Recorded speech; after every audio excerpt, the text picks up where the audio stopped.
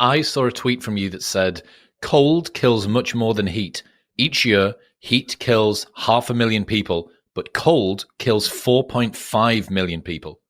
How does that work? Yeah. How is there 9 times more deaths from cold than there is from heat? So this is very well established. This is from the world's first estimate of a truly global estimate. We have very bad data from many places in the world. We have lots of great data for rich countries, but we only have mediocre data for a lot of poor places in the world. This was from the Lancet magazine. And so what we know is that if you look across temperatures, if it's very cold, people die more. If it's very warm, people die more. And so what they're basically looking at is they say, where do you die the least? And it turns out that there's an optimal temperature almost everywhere on the planet. It shifts. So in England, it's 8 degrees. And in India, it's perhaps, 20 something degrees centigrade. And I'm totally lost in Fahrenheit, but cold in England, warm in India. And the point is, most of the time, we spend time below the optimal temperature. That is colder than the optimal temperature. That's why most people actually die from cold, especially in the cold week months of the year. People, especially old people, will stay inside if they're not really wealthy, and typically old people suffer more in this way. They can't afford to keep their home quite as heated as they'd like. And so what happens is when it's cold, your body constricts the blood vessels to keep your inner core heated, but that drives up your blood pressure. So we know everyone has higher blood pressure in wintertime, and that means you have much higher chance of getting a stroke or a blood clot or many other complications that sometimes lead to your death. And because this happens for literally almost everyone on the planet, this makes for a lot of deaths. It's like smoking deaths. It's not something that you take a smoke and then you die, but it's something of a statistical correlation. This is what all the people who've looked at heat and cold deaths say. When it gets really hot, you die, or you have a higher risk of dying. And when it gets cold, you have a higher risk of dying. Unfortunately, most of humanity spends way more time being a little too cold. So the amazing thing is, if you look at India, because they've done studies for India as well, India, you'd imagine a lot of people die from heat, but actually, again, about 7 times more people die from cold.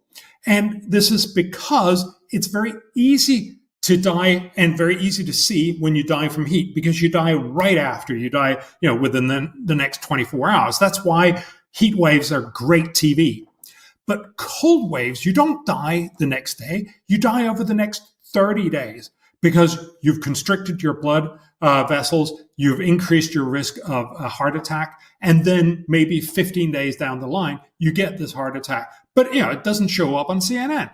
The problem here is, again, that we're guided by what we see on TV rather than what the evidence actually tells us. Now, this doesn't mean global warming is not a problem, because global warming will mean we'll have more heat waves and we'll have fewer cold waves.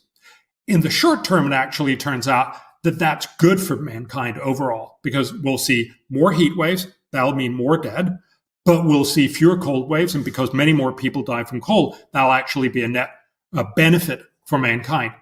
Over the long run, of course, eventually we'll run out of cold deaths. And so it may turn out to be a problem. The other part is it's much, much easier to avoid heat death than it is cold death, because heat death, you really just need access to air conditioning for 48 hours or so.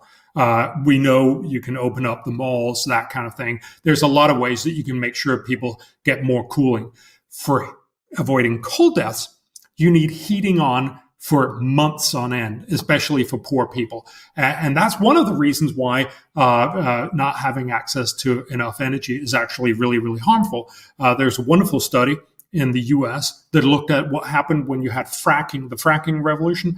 Fracking revolution meant that gas prices dropped to about half as much. That matters because the vast amount of people in the US use gas for heating.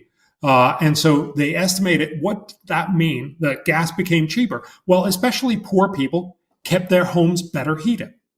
And that, of course, means they die less. The net effect, this study estimates, is that every year 11,000 people didn't die in the US from cold deaths. You saved 11,000 deaths from cheaper gas. And so there's something weird about the way that we worry about, oh my goodness, the heat dome and 800 people died. That's absolutely something we should be concerned about. But we should have sort of a sense of proportion that, fracking probably saved 11,000 people every year.